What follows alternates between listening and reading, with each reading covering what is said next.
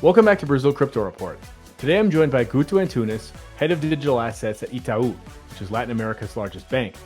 We discuss Itaú's aggressive digital asset strategy for 2024, which includes a focus on tokenization, custody, distribution, and the Drex pilot.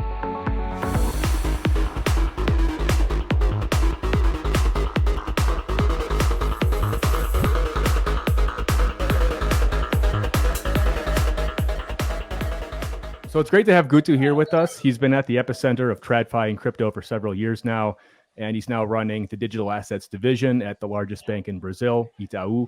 And they're doing some really important and amazing things on the digital assets front. So today we're going to learn about that. So Guto, to get started, why don't you just give yourself a quick introduction and tell us a bit about your personal journey into digital assets, and then we'll dive into how you wound up in your current role at Itaú.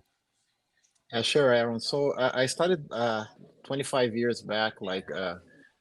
I used to be a 100% TradFi guy. So I started doing derivatives, FX, and buy side, sell side in some of the main Brazilian and also international banks. Developing the Latin American region for them. And actually, that was my life until 2014 when I was at B3, our local stock exchange, and I heard the first time about Bitcoin. At that time, I wasn't that much a believer, let's say this way. I started studying a little bit and understanding what was the underlying asset and how it worked. So I was kind of a little bit skeptic about where we could get with the technology. But then I went, for developing an FX G10 platform in the United States, and I was doing some tabletop meetings. And out of the 10 clients, 8 were asking us about having something for Bitcoin and Ether. So I was losing clients, and me and my partners, we decided to go deep into the protocols, understand a little bit more about the Ethereum technology, and that opened my mind like 100%. Then I came back, started 100% in the crypto world. I went to Mercado Bitcoin, then crypto.com, and Itaú gave me the mission, to lead the team to develop our business fronts, for the region, and to lead this agenda within the regulator here. Amazing.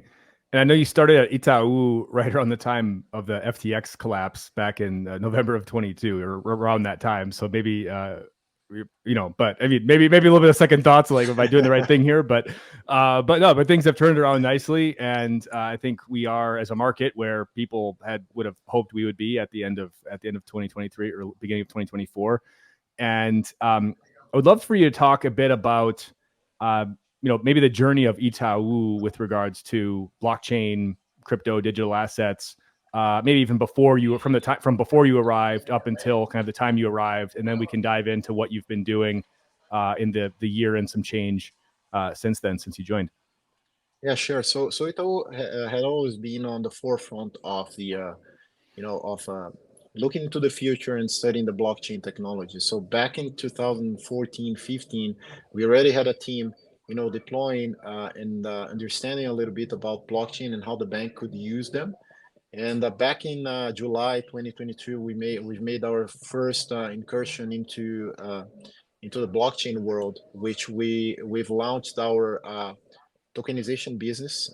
Firstly, as a mock-up, as a pilot, to understand a little bit how we could tokenize the real world assets, and then we started understanding a little bit that we had a new type of client starting to be the bank's client, like we say, bankarization case here. So clients getting into Itaú, it's a new generation, and how we could start connecting with them through this new digital economy. So that was when we started looking not only for tokenization, but also for CBDC custody and also distribution of crypto to get this client into our environment and keep them working with Itaú.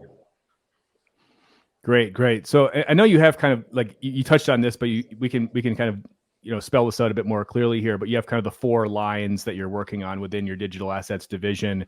So you have the actual crypto brokerage.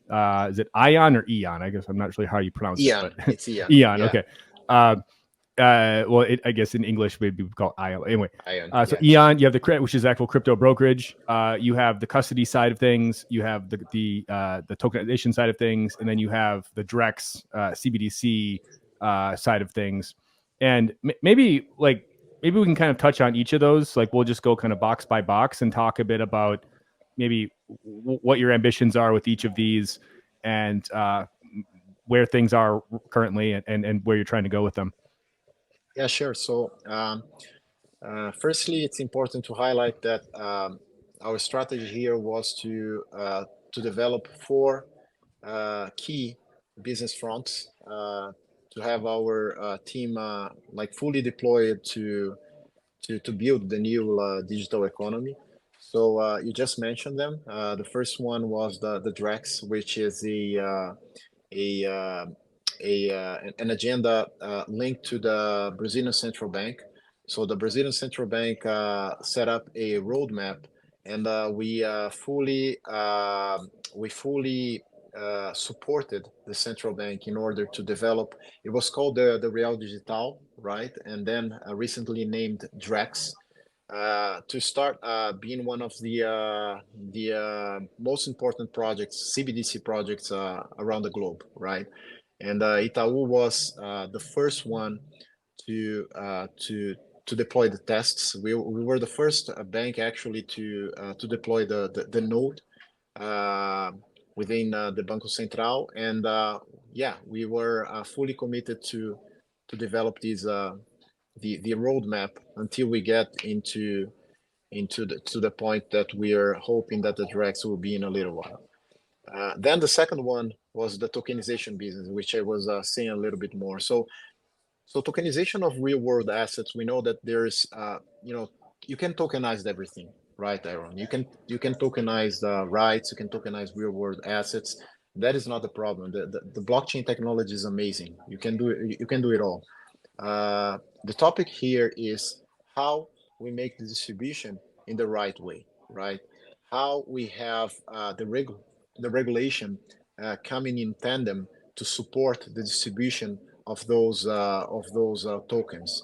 So this is what we started to talk very closely to our local SEC called CVM to understand the regulation, how we could support developing a common system, common blockchain linked to the Drex project, so that we can have an environment which the companies and the banks and also the other participants can understand a little bit more how to tokenize and distribute the assets in the right way.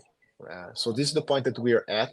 Tokenization, we know that it's not only the future of the new digital economy, but it's a key element for what we call here middle market players. I would say like some companies that doesn't have full access to the debit credit market.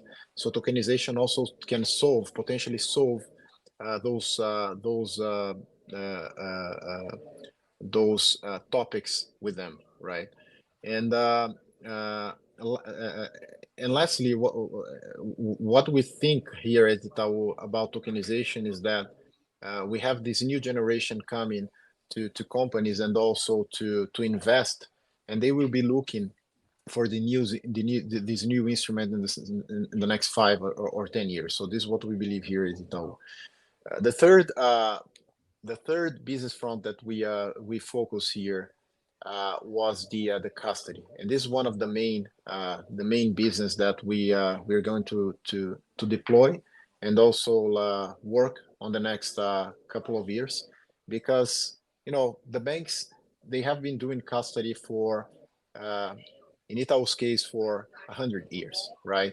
We have the governance, we have the rules, and we have everything like very well aligned with the regulators in order to offer security for our customers. We have been doing that with fiat and money, like I said, for a long time, for decades. So why don't we get this experience not only on the security side, but also on the UX side of things, so that we can offer the crypto and tokens clients a way of keeping their crypto safe in a safe locker, I would say.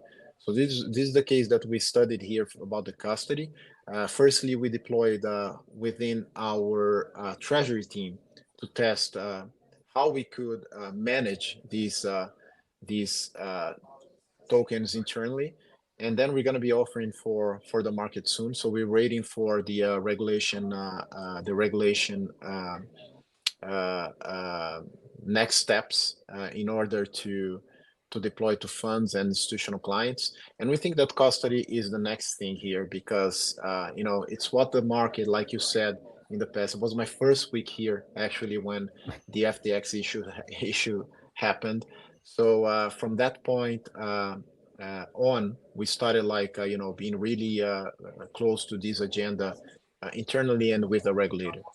And last but not least here, the fourth and very special business front that we focused was the distribution of crypto. So we knew that our clients were leaving the bank in order to trade uh, cryptos in some exchanges, and they were complaining a little bit about custody and UX and some other things. Let's be very honest here, Aaron. It's not very easy for the average Joe to get into an exchange, to make a wallet out, to click and buy, Bitcoin and Ether in a very simple and intuitive way. You have to do a lot of things, understand a little bit more. So for the crypto native, it's really easy to make this journey. But for the average client, it isn't. So we thought about that kind of client that we want to to get them into the crypto and digital assets world and offer a very simple solution to make them buy and keep their Bitcoin safe in our custody. And we deployed that solution back in December. We're gradually increasing our customers through the Ion app, right? And we're following very closely the regulatory movement that we have here along central bank. Once we have a bill of law that is already being regulated by the central bank, and we're on the final step of finishing that scope of the law. So it's going to be very important for the bank to offer this solution. Uh, Everything here kind of linked, right? It's not one project that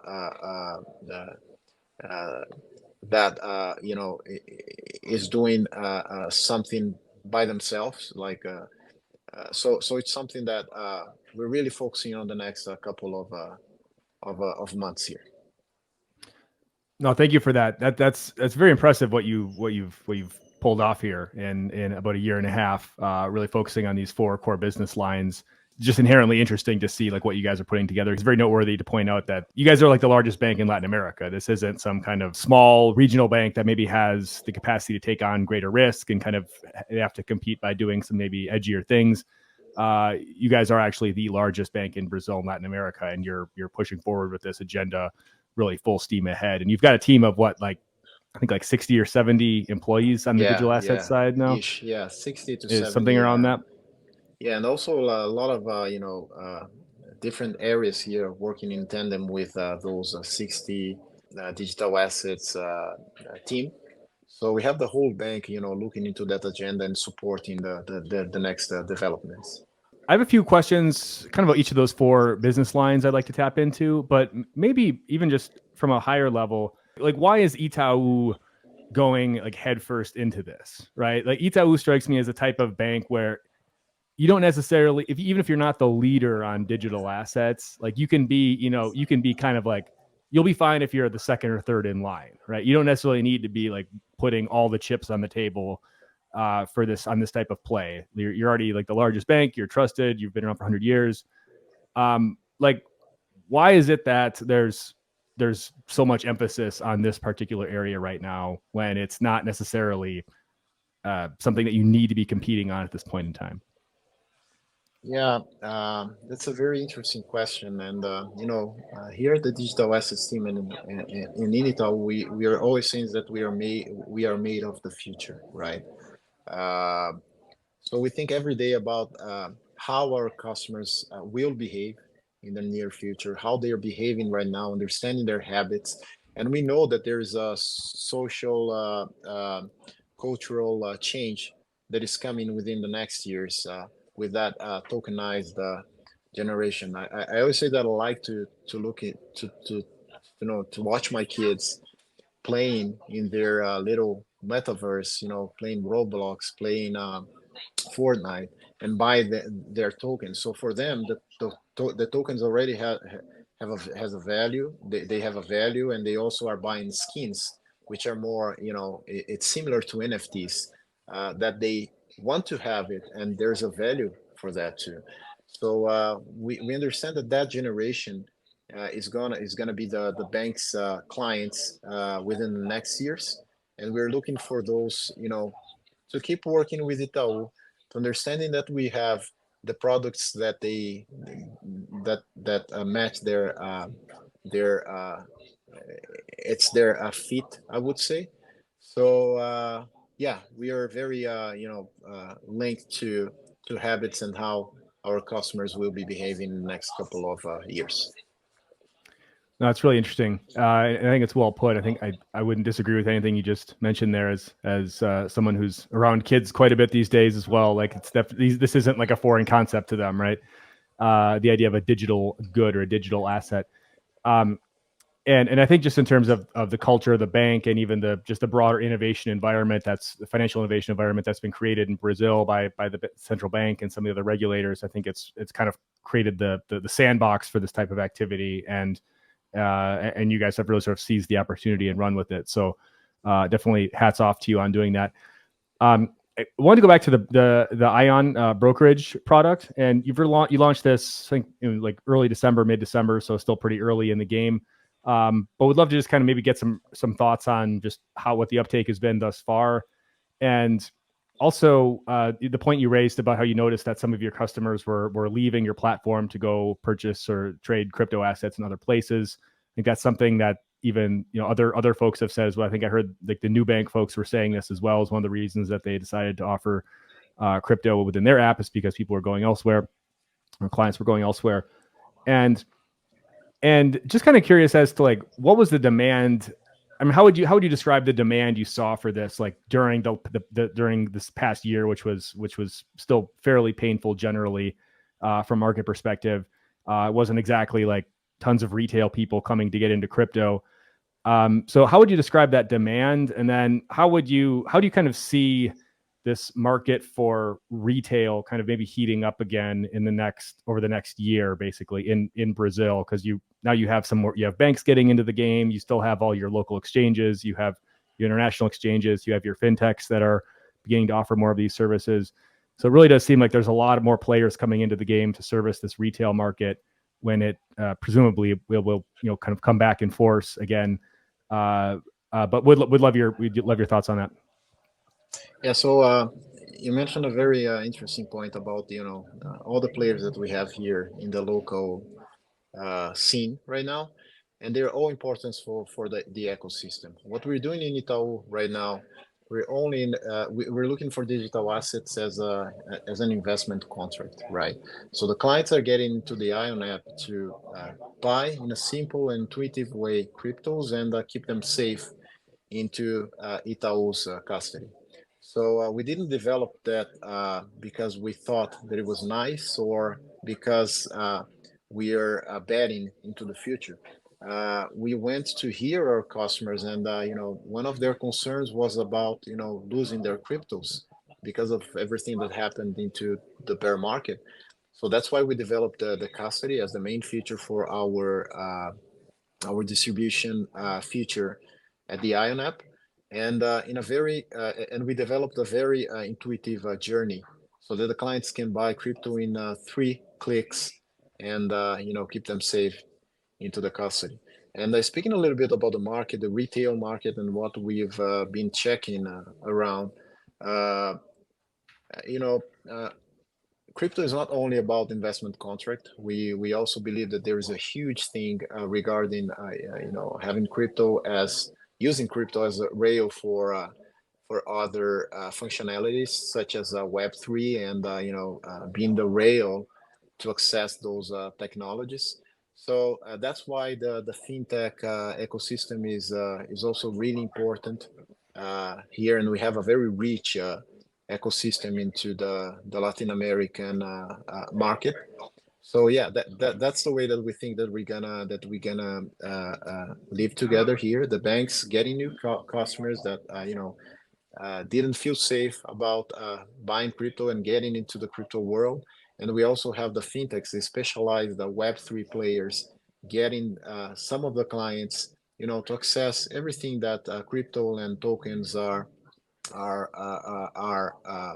have the potential to offer. So we really believe in this technology and how it will pan out in the near future.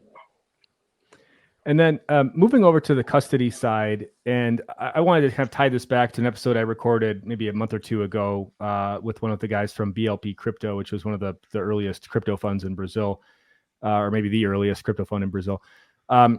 And that episode is just in regards to a rule change at the CVM, which will allow investment funds in Brazil to invest up to 10% of their AUM into crypto with basically kind of no questions asked, without needing to do any kind of restructuring or reincorporating or whatever.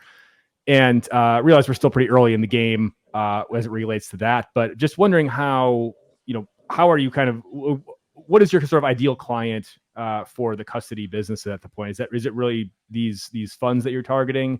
Is it high net worth individuals? Is it like family office type folks, institutional investors? Like, who do you see as the kind of the primary client for this custody side of business right now? Yeah, we're looking into all of them, right? Like I said, on the retail side, we have the average client, which is looking for the custody as a safe haven. But we know that there is a huge market, still being developed here about funds, looking also to have a TradFi bank with all the governments and rules already set up to support them to get new clients. The funds also have this issue, like the clients get into the fund and the first question is, uh, who is offering the custody service, the qualified services. So we think that Itaú has been one of the main players in custody, offering those functionalities for the institutional investors through those funds will be key in the next couple of years. To have the market in the level that we really believe and growing along with those funds in order to get more clients into the system. Got it. And let's move over to the Drex side of the equation here as well, and then we can kind of wrap in some of the tokenization and Drex. As I see, as they're pretty well interlinked, so we can maybe touch on some of the tokenization efforts as well in conjunction with Drex. But maybe talk a bit, give some more color about like what your participation in the pilot project has, or the Drex pilot testnet has been, and I know you mentioned you're the first to spin up a node. You've run some tests already, but we've been up and running with this for maybe half a year ish, and would love your thoughts on just generally how this is going, and would love to even maybe get your thoughts on, like, I kind of view Drex as this, like, it's kind of like a Rorschach test where every person I ask about it, they kind of have a different way of describing it, or like what it is and what it isn't, and so would love to even get your take on just what it is that Drex is trying to be, and why you're enthusiastic about participating in it. Yeah, so the Drex project had been a very important front that the Brazilian central bank they set up the roadmap, and we follow like strictly what the central bank asked us to do as a participant into the pilot. Uh, so for now, we've been testing the scalability, privacy, and especially the privacy of the aspect of the network. I would say there are some challenges. We're still like understanding a little bit how we can ramp up volumes, and still having the privacy as a key element for for the system.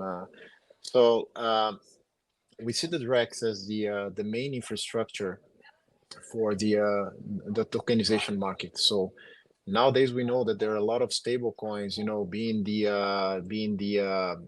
instrument to make the DVP on those smart contracts. And we think that the Drex will come in order to not substitute those stable coins, but to be in the common stable coin regulated by central bank and giving the safety that the market needs to ramp up volume on the institutional side of things. I mean, on the real world assets, we do need a stable coin like the Drex, with a player like the central bank, central, not I wouldn't say centralizing, but taking care of, of the system so that we can have a reliable way of starting to have tokenization as something important for the companies and the banks, and from that point on, having more issuers using tokenization in a safety way. Got it. Got it. And then as far as how how Itaú will function in the Drex environment once, let's fast forward maybe 2 years here, and let's assume that Drex is sort of fully up and running. Like, how will how will this affect Itaú's kind of daily operations and relationships with its customers, whether it be retail or more on the institutional side? Like, how does this kind of shake up the bank business model at this point, or at least in the current Yeah, iteration of how Drex is being defined and developed? that is still a question to be answered.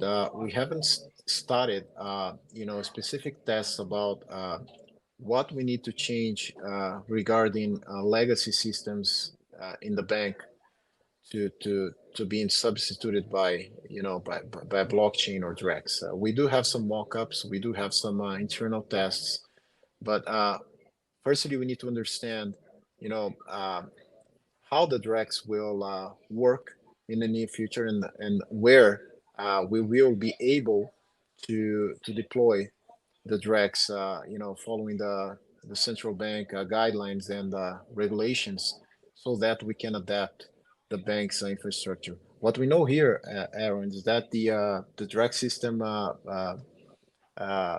and also the blockchain supports the bank to solve smart workflows contracts that we can deploy and create here. Uh, and in the near future, it will be very useful for for guarantees and other kind of contracts that nowadays the banks still use, like legacy systems that had been here for decades. And we know that the blockchain can be more efficient, right? And after having those guidelines, we will potentially be deploying the blockchain as the new legacy for the bank. Got it. Got it. And in your view, I mean, you've been kind of at the intersection of these two worlds now for some time, and we just love your thoughts on like what is it about the Drex project, that, or this whole initiative, that as kind of grand as it is, that, like, where do you get the most excited? Like do you see this as, is it just kind of the efficiency? Is it efficiency, kind of a plumbing, like, infrastructure rehaul play?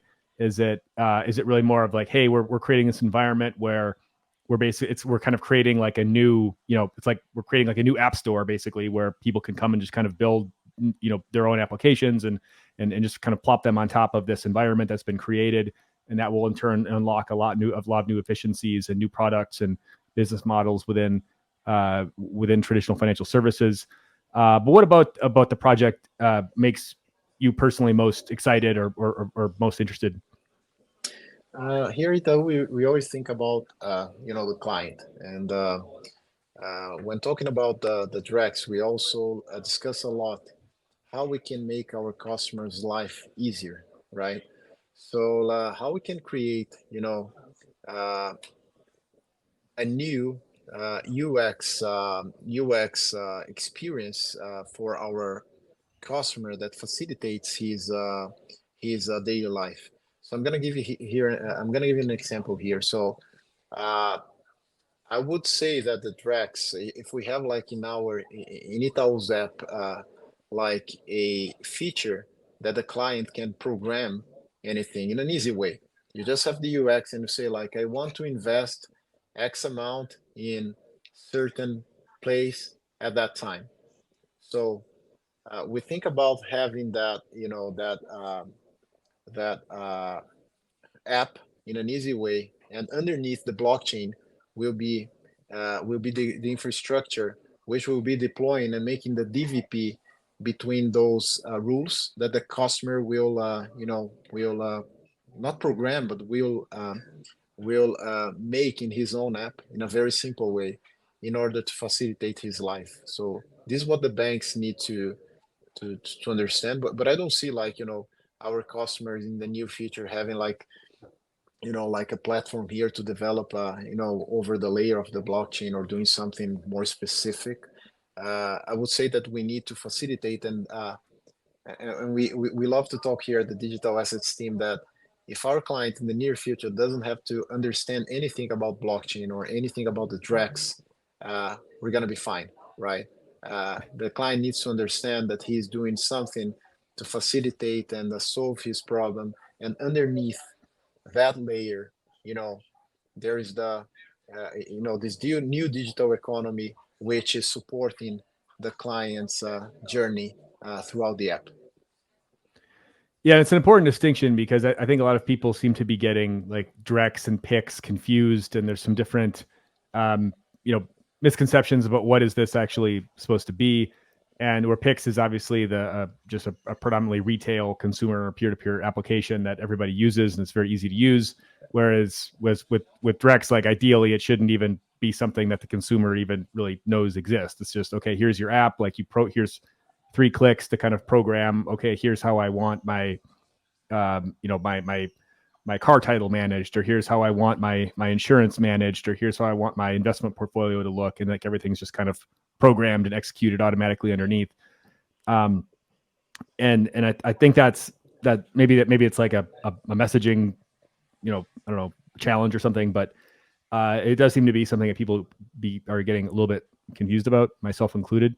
But on that front, I mean, we have this kind of ambitious timeline for launching Drex around this time 2025, I believe, is the current target. And in your view, I mean, what are you hoping to see by the end? If we have this conversation again in 2025, like what would you ideally hope to see on the Drex front to give you confidence? Like, hey, this is gonna be the same level of success as Pix, as Open Finance. Like, what are you hoping to see here? I think it's we're gonna have a more clear vision about that as soon as we start to to get some real cases like after we deploy these first phase of the Drex, which we were talking about scalability and privacy of the solution. In a little bit of while, we're going to be discussing how to deploy the smart workflows that the Drex will entail. So it's still a question to be answered. Uh, we haven't been study like real cases within our other participants of the pilot. I think it's going to start as soon as the central bank asks us to start doing so. And but we've been like I said here thinking a little bit about DVP and how we make smart workflows. In a little while, we're going to be very close to other banks and other fintechs and etc. to understand where we're going. For now, we still need to wait the first phase to understand. Got it. And not to try to sort of beat a dead horse here on this point, but I know you guys have participated also in like the Lyft challenge and some of these other projects, even before the Drex pilot was originally unveiled, and probably even before you joined the bank, actually. And I mean, the Lyft challenge is run by Finasback. It's kind of a sandbox sort of type thing for central bank kind of digital rail Drex use cases, and I even have my handy Lyft challenge Yeah. water jug here, which is actually why I was like, maybe I should ask about this. But anyway, I mean, that's kind of I've looked at some of the use cases that have popped up in this area as they may or may not work in real life out in the wild, but they do kind of give us a helpful example of like, okay, this is what could be possible. And just wondering if you have any thoughts on things that you've seen from the Itau's participation in the Lyft Challenge or other folks' participation that you find particularly interesting. I think that the Lyft Challenge is really important on the innovation side of things, right? The Lyft Challenge is where the first ideas or what we might be doing, uh, uh, getting into real pilots like we're doing in Drex is the first step, right? So there are a lot of projects that we discuss on the innovation side, like we've done a cross-border FX test using blockchain on the Lyft challenge, but there are still a lot of questions to be answered after we do those tests. So the Lyft challenge is really important on the lab side of things, to test and starts to get and to start to get new ideas, but they are not the final gate to deploy something. So the sandbox project, not only the Lyft challenge, but also other sandbox that the regulators have been doing, are really important to get the innovation going, and also, like I said, to get the ecosystem together so that we can exchange uh, ideas, thoughts, and new habits about what we have been seeing here on our client side and the fintechs on the innovation side. Got it. And then, so shifting gears here slightly, would love to ask a bit about how you're thinking through that, like your tech stack, basically across all four of these verticals within your digital asset division. I know you've there's I think a announcement last week or the week before that you're using Leaky now as your kind of crypto as a service partner, and Itaú is also an investor in Leaky, and Leaky's, I guess they're maybe better known for us being like a tokenization firm, but they also have a crypto as a service product that you guys are using. So would love to kind of just get your sort of breakdown of how are you thinking through the tech stack in each of these verticals? Are we using, maybe like, what parts are you maybe building out yourselves? What parts are you, searching for third party vendors like a crypto as a service provider or a custody provider or analytics provider or whatever else it might be? And to what extent is it, are each of these are for the four of these verticals, can you kind of use the same infrastructure for each of these things, or do each of these look maybe a little bit different as far as the stack and the vendors and maybe the processes and procedures and the overall architecture? So would love to get a kind of a brain dump from you on that. Yeah, sure. So here at Itaú, at the Itaú Digital Assets Division, we're really open. We're very open to, to partnerships with fintechs, like you just mentioned, Leaky. Leaky is a invested company by Itaú, and we've done that investment strategically to understand a little bit more about the scope. We know that the fintechs, they breathe 100% innovation. They are like 24 hours working in a certain specific topic. And here at the team, we have like, four business fronts like up and running. So we know that we have a lot to learn from those fintechs. And we also believe that those fintechs also learn a lot from Itaú regarding user experience, governance, and, the regulatory framework that they must to follow in order to grow, right? With a distribution case here, along with Leaky, we deployed a crypto as a service solution, an exclusive crypto as a service solution. Once we had to use Itaú's custody into the structure, right? So it wasn't like a simple crypto as a service deployment here. So we learned a lot into the process. Leaky also learned a lot about you know how to follow these regulatory framework that we need to do as highly regulated bank by the Brazilian central bank. So it's a win-win situation, right? And we're not doing those partnerships only for the distribution side of things. We're also doing that on the tokenization business front. So we're open to study new cases along other fintechs and to learn with them, and also to to share our innovation thoughts about how to to tokenize guarantees, smart workflows, and so on and so forth. So yeah, we're really open here, and we think that the whole ecosystem, you know, uh, grows with those partnerships. Great, great. And then another question here, just focusing on the Leaky partnership as well. You guys had an announcement a couple of months ago where you were it was a tokenized fund, or in conjunction with like Leaky and then Oliveta Trust, and you guys were tokenizing it's like a Fijiki, which I'm embarrassed to Yeah, say I don't even know how to like describe what that is in English. So I'm it's hoping you could explain like what that is, and like what maybe what that project is. yeah. So that case was was a very interesting case because we tokenized the FIDIC is a receivable fund with there are a lot of rules in it, like the tenor of the assets, and how to how the asset manager deals with the rules of the funds and etc.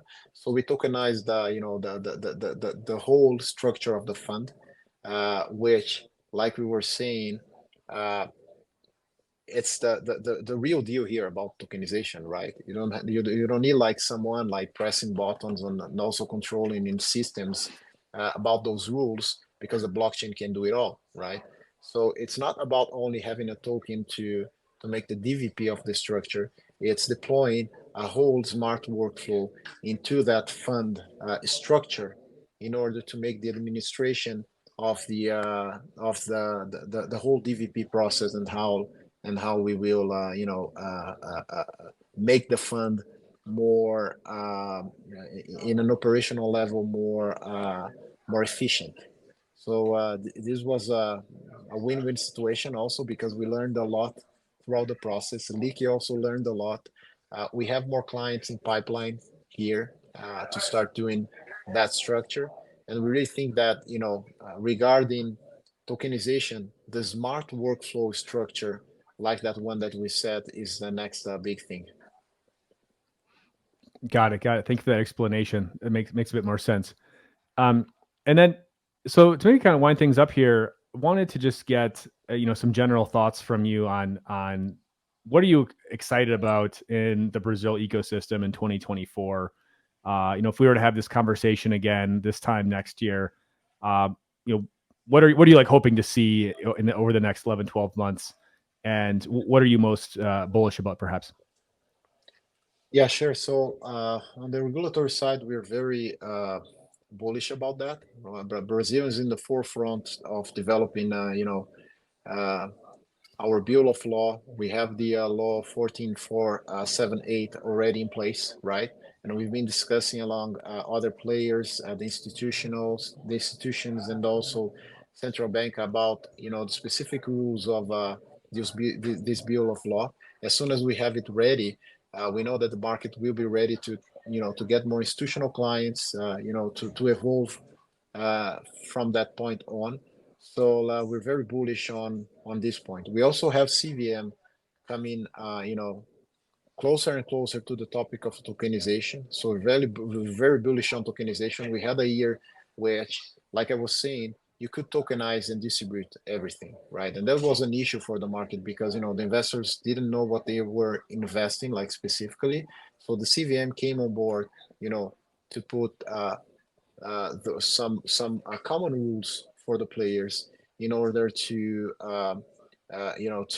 to give the condition of the market to grow from that point on.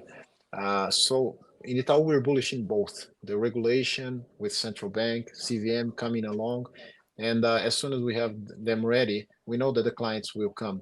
And we're also very excited about the custody business here. We're deploying the custody in our retail app. We're also going into the market for the funds, like we were saying. So we're bullish on giving safety for the customers in order to give the right level of safety that the market needs to ramp up in 2024 and also 2025.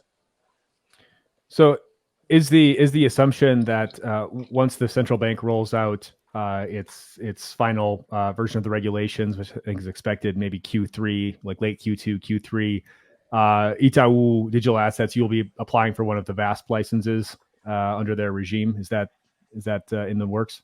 So yeah, we're reading a little bit about more clarity about which will be the license, like the VASP license that the bank need, and also the other players. We're very close to central bank on the public consultation that it's rolling out now. And as soon as we have more clarity about that, we will know if we need a license, which kind of license Itaú will need in order to be, distributing crypto and also deploying our custody for institutional clients. Okay, got it. So basically, it's sort of you're kind of in a holding period here, waiting to see exactly what the requirements are and what they're going to be requiring licenses for, et cetera, et cetera. But you feel confident enough to roll out these products now, even before a licensing regime is in place. I'm assuming you've gotten sufficient kind of clarity and go ahead from the bank that, hey, if you do these things, that's acceptable, basically.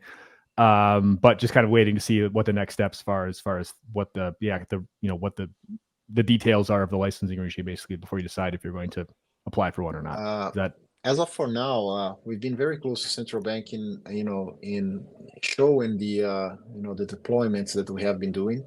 So it's not only about offering to clients; it's also bringing the results to the regulators to understand a little bit more about the how the market behaves about the topics. And with those datas, I think both of us, like the participants of the public consultation and also the central bank, and understanding a little bit more about the risks and how we will, in a practical way, deploy the licenses and so on and so forth. got it? Um, and then I guess one other question I've been asking people lately is how do you stay informed on crypto blockchain, right? There's like so much information floating around. There's so much news. There's so much everything just moving so fast, impossible to keep up. But what's your go-to for just staying on top of all these things, or staying on top of the things you need to be informed about?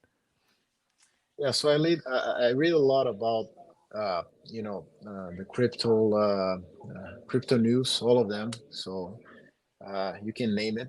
But I also like to read a little bit about the TradFi market and try to trace a correlation between both of them.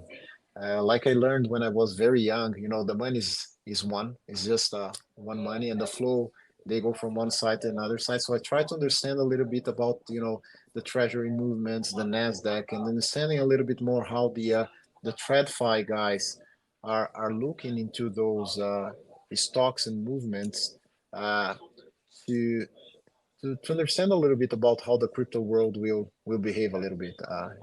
Crypto is going mainstream. We had the SEC approving the first ETF in US, the Bitcoin ETF in US, and as it goes mainstream, we also have to keep an eye on those specific news, so some that TradFi news, to understand how both worlds will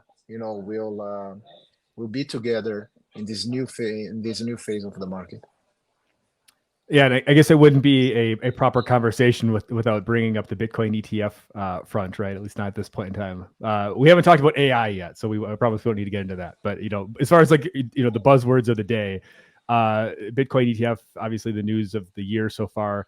But I mean, have you seen any noticeable impact in Brazil on potential customers, other folks you're doing business with? That, I mean, is this ETF approval maybe kind of like breaking the ice a little bit with folks who maybe were otherwise skeptical, but they're just kind of waiting to see what the U.S. does? But if any, repercussions or implications have you witnessed here in Brazil regarding this news? Yeah, so regarding the news itself, it's important to show, US is the most liquid market. It's where, like probably 70% of the money in the world is regarding TradFi market. So it's important to understand the impact of the news and how the liquidity will start ramping up again after that news. I think that's the impact that we have here in the local market, more on the liquidity side of things than on the ETF, like the product side of things. Here in Brazil, we were already offering Bitcoin ETFs for a while. So it's not like a big thing regarding like on the product side of things. I would say that we are more tracking the liquidity and how it will impact the price action in the next couple of months. Got it. But is there maybe kind of a psychological barrier that's been or a psychological ice that's maybe beginning to crack here, just based on, okay, if the US has finally given this a green light, maybe that will make maybe some folks here that may have been otherwise a bit more skeptical, thinking about, hey, we need to finally get on the bandwagon here. Have you noticed any of that, or is that me reading too much into it? Yeah, and also understanding a little bit about the nature of the tokens, right? So Bitcoin ETF, so the SEC highlighted that Bitcoin is a commodity, right? So we start to understand a little bit more what is a commodity, which tokens are securities, and how we can offer them to the public.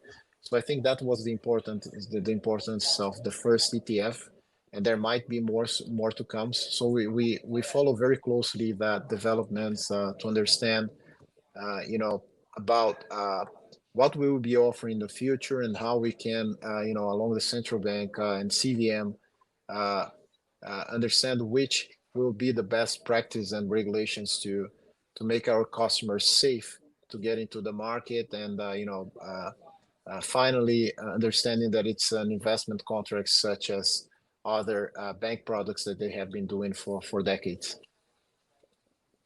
Great. Well, Guto, thank you so much for your time. Really appreciate you coming on the show here. To wrap up, we'd just love to give you the floor. If there's anything else you want to add, or anything else that you think folks should know about the work you guys are doing at Itaú on this front. Very impressive. So congratulations on that. But we'll give you the floor for any final thoughts, and then also, what's the best way for folks to get in touch with you if they want to continue the conversation?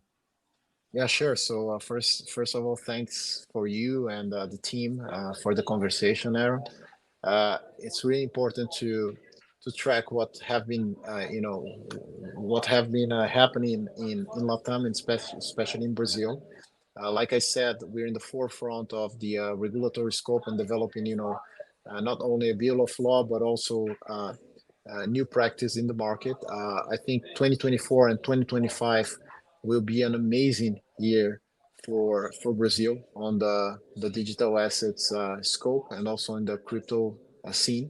So I invite everyone to keep following what we have been doing at Itaú, and also what we have been doing along the ecosystem, because it's going to be 2 great years, starting with the regulations that we might be finishing along central bank on Q3. So thank you all, and you can follow us in our social networks at Itaú, and myself specifically at LinkedIn. So you can follow Guto Antunes, and we keep that conversation live, together, to know how it will develop in the next couple of months. Amazing. Well, Guto, thanks so much for your time this morning, and looking forward to our next conversation. Whenever, hopefully we'll have maybe this time next year we'll have we'll have a retro and see how everything panned out. But best of luck to you this year, and congratulations again on the work you've been doing at Itaú and to your team. And thanks everyone for listening, and we'll see you next time.